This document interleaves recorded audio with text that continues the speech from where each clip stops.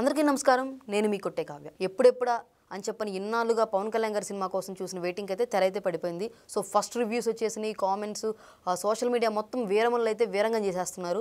So అయితే ఈ cinema గురించి ఈరోజు మనతో మాట్లాడడానికి ఉన్నారు ప్రముఖ సీనియర్ జర్నలిస్ట్ వంశీకృష్ణ గారు. సార్ నమస్కారం. సార్ నమస్తే. సార్ ఏంటి సార్ వీరమల్లు వీరంగం, మరి మూవీ చూసారండి? చూశాను. ఓకే, ఒకరు వెళ్ళారా ఫ్యామిలీతో వెళ్ళారా? ఫ్యామిలీతో. ఓకే, ప్రీమియర్ షోకి ఫ్యామిలీతో. మూవీ ఎలా ఉంది సార్? అంటే ఇది సినిమా అనే చెప్పే కంటే కూడా వీరమల్లు అనేది మన గౌరవానికి సంబంధించిన ఒక ప్రతీకగా ఈ సినిమా కథని, ఈ నేపథ్యాన్ని మనము ఖచ్చితంగా చూడాల్సిన అవసరం ఉంది. మరి మీరు చెప్పిన పాయింట్ అంటే దర్శకుడు చెప్పాలనుకుంది కరెక్ట్గా చెప్పేశారా? దర్శకుడు ఏదైతే అంటే కరెక్ట్గా ఏ ప్లాట్ అయితే తీసుకున్నారో దాన్ని కరెక్ట్గా ఎగ్జిక్యూషన్ చేశారు. కొన్ని విఎఫ్ఎక్స్లు పక్కన పెడితే సినిమా కథ అనేది ప్రతి చోట కూడా అవును కదా, ఇది నిజం కదా, ఇది ప్రతి ఒక్కరి జీవితాల్లో ఈ విషయం తెలుసుకోవాల్సిన అవసరం ఉంది అని ఖచ్చితంగా ప్రతి ఒక్కరు అర్థం చేసుకుంటారు. ఎందుకంటే మనం మామూలుగా మన గౌరవానికి ఎక్కడైనా భంగం కలిగితే ఇప్పుడు ఎట్లా బాధపడతామో, ఒక హిందుత్వ సమాజానికి, ఆ సమాజం యొక్క గౌరవానికి భంగం కలిగినప్పుడు ఒక ఆత్మగౌరవ నినాదంతో మన హిందుత్వం బతకాలి అంటే మనం ధైర్యంగా పోరాడాలి, మనం ధైర్యంగా ముందడుగు వేయాలి, మన పిరికి సంఖ్యలు తెంచుకొని మనం ఈ సమాజంలో మన యొక్క ఉనికిని చాటుకోవాలని చెప్పి ఒక వ్యక్తి పోరాడిన నేపథ్యాన్ని చాలా చాలా బాగా చూపించారు. అంటే ప్రతి ఒక్క స్టెప్లో కూడా అంటే సినిమా ఆద్యంతము ఒక ఎట్లా అంటే హిందుత్వం గురించి అనే ఒక దొంగ అనే యాంగిల్లో చూపించి ఒక స్వార్థపరుడు అనే యాంగిల్ చూపిస్తారు. కానీ అసలు అతని స్వార్థం తన కోసం కాదు, తన జాతి కోసం, తన ధర్మం కోసం, తన యొక్క భారత మాత ఉనికిని, హిందుస్థాన్ అనే ఒక పదాన్ని ఎప్పటికీ చిరస్థాయిగా నిలిచిపోవాలి అని అతను చేసే పోరాటంగా మాత్రమే ఈ సినిమా ఖచ్చితంగా కనిపిస్తూ ఉంది. సో ఇప్పుడు పవన్ కళ్యాణ్ గారు రాజకీయాల్లో అయితే సనాతన ధర్మం అనే స్టాండ్ మీద ఉన్నారు. సో ఆ వేలోనే ఇప్పుడు ఈ మూవీ కూడా ఇక్కడ రావడం అయితే జరిగింది. సో మరి ఇది జనాలు మరి ఆయన్ని చూసే విధానం మారుతుందంటారా? అంటే ఖచ్చితంగా సనాతన ధర్మం అనే పదాన్ని దక్షిణ భారతదేశంలో ముందుకు తీసుకెళ్తున్న నాయకుడు పవన్ కళ్యాణ్ గారని ఖచ్చితంగా చెప్పొచ్చు. అది మనం ప్రత్యేకంగా చెప్పాల్సిన అవసరం లేదు. అంటే అది ఇప్పుడేనా, అంటే ఎలక్షన్ అయిపోయిన తర్వాత, ఎలక్షన్కి ముందు కూడా? ఎలక్షన్కి ముందు కూడా ఆయన ఎప్పుడు కూడా సనాతన ధర్మం అంటే ఏదో ఒక దాడులు చేయడం, హింసను ప్రోత్సహించడం ఇది కాదు. సనాతన ధర్మం అంటే ధర్మాన్ని రక్షించుకోవడం, తన వాళ్ళని, తనతో ఉన్న వాళ్ళని కాపాడుకోవడం, తనను నమ్ముకున్న వ్యక్తులు, వాళ్ళు ముస్లింలు అవ్వచ్చు, క్రిస్టియన్లు అవ్వచ్చు, ఎవరైనా అవ్వచ్చు, వాళ్ళందరినీ కాపాడుకుంటూ మన యొక్క ధర్మాన్ని కాపాడుకోవడమే సనాతన ధర్మం. అదే ఈ సినిమాలో చూపించాడు. యాక్చువల్గా అంటే ఒక సీన్ ఉంటుంది, అంటే సీన్లు కొన్ని చెప్పకూడదు కానీ ఈ సినిమాతో ఖచ్చితంగా చెప్పాలి. ఎందుకంటే ముస్లింలు కూడా కరువులో ఇబ్బందులు పడుతున్నారు. ఒక చోట, ఆ చోటకి పవన్ కళ్యాణ్ వెళ్తారు. ఆ పవన్ కళ్యాణ్ హరిహర వీరమల్లు వెళ్తారు. అక్కడికి వెళ్ళినప్పుడు ముస్లింలని వాళ్ళు కూడా ఇబ్బందులు పడుతున్నారు. ముస్లింలు మాత్రమే మొత్తం అన్యాయం చేయలేదు. అక్కడ కూడా ఆయన ఎప్పుడు కూడా పవన్ కళ్యాణ్ దీంట్లో చెప్పాలనుకున్నది ఏంటంటే, ఒక వ్యవస్థ, పెత్తందారీ వ్యవస్థ కింద వాళ్ళని నొక్కివేసి అణచివేసి, వాళ్ళు ఏ మతమైనా కానీ వాళ్ళని నొక్కివేసి అణచివేయాలంటే, మనకంటూ బలంగా ఉండాలంటే మనకి మతం ఉండాలని అనుకునే వాళ్ళని అణగదొక్కడమే దీంట్లో పవన్ కళ్యాణ్ మనకు చెప్పాడు. అందులో భాగంగానే ఆయన వెళ్తూ ఉంటే ఆశీర్వదిస్తూ ఉంటారు ప్రతి ఒక్కళ్ళు. అక్కడ ముస్లింలు ఆశీర్వదిస్తారు, హిందువులు ఆశీర్వదిస్తారు. అట్లా ఆశీర్వదించడం, అవన్నీ చూపించడం ఏంటంటే వీళ్ళందరూ ఒకటే, పైన ఉన్న ఒక పెత్తందారి ఆ వ్యవస్థను మాత్రం మనం కూలగొట్టాలి, ఆ కూలగొట్టాల్సిన వ్యవస్థ మనల్ని అందరినీ ఇక్కడ ఇబ్బందులు పెడుతుంది అనే ఆ మెసేజ్ని మాత్రం చాలా గట్టిగా కన్వే చేశారు సినిమాలో. సార్ ఇప్పుడు మనం చరిత్ర కనుక చూసుకుంటే ఈ మొఘలులు అనే వాళ్ళు ఏంటంటే గొప్ప గొప్ప కట్టడాలు కట్టించారు, మంచి మంచి పరిపాలన చేశారని అక్బర్ గురించి కానీ లేకపోతే షాజహాన్ గురించి కానీ మనం చదువుకుని అయితే ఉన్నాం, మన పుస్తకాల్లో కూడా అదే ఉంది. మరి అలాంటి వాళ్ళ గురించి ఇప్పుడు ఈ సినిమాలో అంటే జిజియా పన్ను అనే ఒకటి ట్యాక్స్ అనేది ఉంది, అది హిందువుగా బతకాలి అంటే ఖచ్చితంగా ట్యాక్స్ అనేది కట్టాల్సిందే అని ఈ పాయింట్ అనేది అయితే వీళ్ళు తీసుకుని చాలా హైలైట్ చేశారు.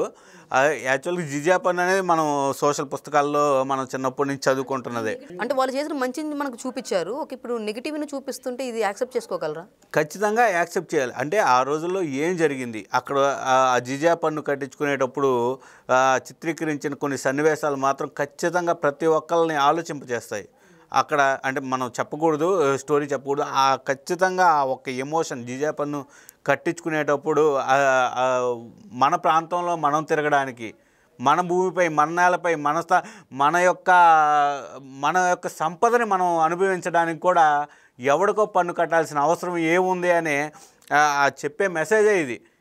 ఈరోజు మన భారతదేశంలో ఎవరు ఏమైనా అనుకొని, ఎవరైనా ఏదైనా కానీ, ఈరోజు ఇది హిందువుల యొక్క గడ్డ, భారతదేశం భరతమాత అనుకుంటా మనం నిత్యం జై హిందూ నినాదాలు చేసుకుంటా బతికే మన గడ్డ మీద ఎవరికో పన్ను కట్టాలి, ఎవరో మనల్ని పెత్తనం చేస్తారు అనే ఆ భావజాలాన్ని మనకి భావితరాలకు తెలియజేయడానికి ఈ సినిమాని ఖచ్చితంగా చెప్పొచ్చు. ఇది అంతకుముందు యాక్చువల్గా సనాతన ధర్మం ఈ స్టాండ్ పవన్ కళ్యాణ్ గారు తీసుకోకముందే ఈ సినిమా స్టార్ట్ అయింది నాకు తెలిసి. అప్పటి నుంచే కానీ ఆయన భావజాలం మాత్రం చాలా క్లారిటీగా సినిమాలో కనిపిస్తా ఉంది. ఈ స్టోరీని తీసుకొచ్చి చేసినంత కూడా ముందు డైరెక్ట్ కృషి గారు తీసుకున్నారు. మరి ఆయన కొన్ని కారణాల వల్ల మిడిల్లో డ్రాప్ అవ్వాల్సి వచ్చిందని అందరికీ తెలిసిన విషయమే. సో ఆయన లేని లోటు అనేది ఈ మూవీలో కనిపిస్తుందా? కొంచెం అయితే ఖచ్చితంగా ఆ మాట చెప్పాలి. అంటే ఎక్కడ ఆయన తీశాడు, ఎక్కడ తీయలేదు, ఆ సన్నివేశాలు అనేది మనకి తెలియదు కాబట్టి మనం క్లారిటీగా చెప్పలేము. కొన్ని సన్నివేశాలు మాత్రం చాలా హైలో ఉన్నాయి. ఇక్కడ అంటే సినిమా మొత్తంలో ఒక 80% అయితే మాత్రం ఎక్స్ట్రీమ్గా ఉంది. ఫ్యామిలీస్ అయితే నేను మా వైఫ్తో వెళ్ళాను, తను కూడా చాలా హ్యాపీగా ఫీల్ అయింది. లాస్ట్కి వచ్చేళ్ళకి ఆ క్లైమాక్స్ చూసి చాలా ఇంట్రెస్టింగ్గా ఉంది సినిమా అని చెప్పారు. అంటే వాళ్ళంతా కూడా ఇంట్రెస్ట్గా ఉన్నారు. మా బుడ్డోడు కూడా నా కొడుకు కూడా చెప్తున్నాడు అనమాట, సినిమా అయిపోయి ఎండింగ్ అయిపోయేలోపు మా వీరమల్లు ఎంత బాగా అనే చెప్పే పరిస్థితి. అంటే అందరికీ కనెక్ట్ అవుతుంది. ఎండింగ్ గురించి మీ అభిప్రాయం ఏంటి సార్? అంటే ఫ్యాన్స్ యొక్క అంచనాలు అందుకుందా ఎండింగ్? అంటే చూసే కోణాలు ఉంటాయి. అంటే సెకండ్ హాఫ్ ఉంది కాబట్టి ఖచ్చితంగా ఇది ఎండింగ్ అని చెప్పలేం కాబట్టి 7 నుంచి ఇప్పుడు దాకా ఒక ఇంట్రో పార్ట్ చూపించారు అన్న ఫీలింగ్ అయితే ఎండింగ్లో వస్తుంది. నిజంగా సెకండ్ పార్ట్ తీసేంత కంటెంట్ ఇంకా ఉందా? ఇంకా ఉంది, ఖచ్చితంగా ఉంది. తర్వాత యుద్ధ ఘట్టాలు ఉన్నాయి, ఖచ్చితంగా చాలా వరకు అసలు ఔరంగజేబుని ఎలా చంపారు అనేది చూపించవచ్చు ఖచ్చితంగా. కాల్పనిక పాత్రలు అంటున్నారు కానీ చాలా వరకు కూడా రియాలిటీకి దగ్గరగా, చరిత్ర తెలిసిన వాళ్ళకైతే ఇది తెలిసే విషయమే. కొన్ని గూస్ బంప్స్ వచ్చే సీన్స్ అయితే మాత్రం ఖచ్చితంగా ఉన్నాయి. చార్మినార్ నుంచి దూకి కింద భాగ్యలక్ష్మి అమ్మవారికి దండం పెట్టుకునే సీన్ ఒకటి ఉంటుంది, చరిత్రలో నిలిచిపోయే సీన్ అది. ఓకే, అంటే మేము మళ్ళీ అనొచ్చు 1500వ శతాబ్దంలో చార్మినార్ లేదు కదా, మళ్ళీ ఇవన్నీ ట్రాష్ ఎన్నో చేసిండి, కానీ సినిమా ఎక్కిందా లేదా జనాలకి, ఈరోజు అదే కావాలి. సో మొత్తానికైతే ఈ మూవీ రిలీజ్ అవుతుందనగా ప్రమోషన్స్లో అయితే హీరో కన్నా కూడా హీరోయిన్ గారు ఎక్కువ కనిపిస్తూ వచ్చారు. ప్రమోషన్స్ ఆమె బాగా చేశారు, అది కళ్యాణ్ గారు కూడా ఒప్పుకున్న విషయమే. ఆమెను చూసి నేను సిగ్గుపడి మరీ చేయాల్సి వస్తుందని అన్నారు. నిజంగా హీరోయిన్కి తగినంత పాత్ర అనేది ఈ కథలో ఇచ్చారా? ఫస్ట్ హాఫ్లో మాత్రం తన పాత్ర చాలా నిడివి కలిగింది, చాలా మంచి పాత్ర అని మాత్రం అర్థమవుతుంది. కానీ ఫస్ట్ హాఫ్లో ఆమెకి ఎక్కువ ప్రాధాన్యత, సెకండ్ హాఫ్లో కనిపించలేదు. నాకు తెలిసి సెకండ్ పార్ట్లో ఖచ్చితంగా ఆమె పాత్ర ఉండొచ్చు, ఎందుకంటే సెకండ్ హాఫ్లో ఆపేశారు కాబట్టి. ఆమె చాలా మంచి పాత్ర. నాకు తెలిసి ఆమెకి సంబంధించి కూడా ఒక స్టోరీ ఖచ్చితంగా ఉంటుంది. దేవదాసీల మీద ఒక మంచి స్టోరీ ఆమె కింద కూడా నేరేట్ చేస్తారని చెప్పి అర్థమవుతుంది.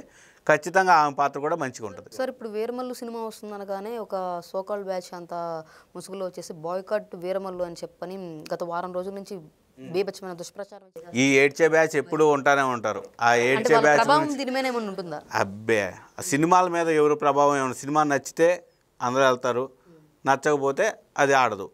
కానీ ఈరోజు వీళ్ళు ఏదో చెప్పినంత మాత్రాన, రివ్యూవర్లు ఇచ్చినంత మాత్రాన ఇవన్నీ నమ్మే పరిస్థితి లేదు. ఈరోజు జనాల్లోకి ఎక్కేసింది సినిమా. ఖచ్చితంగా కూడా సినిమాకి వెళ్ళే వరకే ఈ మాటలన్నీ అంటారు. వెళ్ళాక ఖచ్చితంగా ఒక అనుభూతితోటి, గూస్ బంప్స్ తోటి వస్తారు. ఓకే, ఓవరాల్గా అసలు హరిహర వీరమల్లు అంటే ఉన్న ప్లస్లు ఏంటి, మైనస్లు ఏంటి సార్? ప్లస్లు అంటే పవన్ కళ్యాణ్, ఓన్లీ పవన్ కళ్యాణ్ అని చెప్పొచ్చు. ఓకే, క్రిష్ డైరెక్షన్ బాగున్నట్టుంది. అంటే ఇద్దరిలో ఎవరు డైరెక్షన్ అనేది మనం కరెక్ట్గా చెప్పలేం, కానీ క్రిష్ ఇద్దరు డైరెక్షన్ అయితే చాలా బాగుంది అనిపిస్తుంది. ఒక్క మైనస్ మాత్రం విఎఫ్ఎక్స్ బాగా మైనస్ అనిపించింది. అది కొంచెం జాగ్రత్తగా చూసుకొని ఉంటే నాకు తెలిసి బడ్జెట్ ఇష్యూస్ అయి ఉండొచ్చు. ఖచ్చితంగా దాంట్లో బడ్జెట్ ఇష్యూస్ ఉన్నాయి. ఆ విఎఫ్ఎక్స్ విషయంలో కొంచెం జాగ్రత్తగా తీసుకొని ఉంటే మాత్రం బాహుబలిని మించే సినిమా ఖచ్చితంగా. Okay, thank you sir.